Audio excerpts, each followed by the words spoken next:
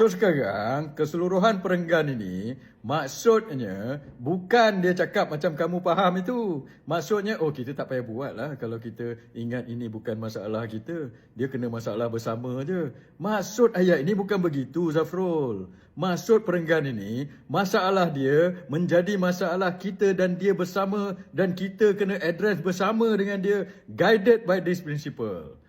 Sebab itulah kita punya trade agreement ni jadi merepek macam ini. Kamu baca perenggan pun kamu tak faham. Interpretasi kamu kesalah. Mungkin ada orang nasihat kamu tapi kamu tak nak dengar ke apa ni Zafrul?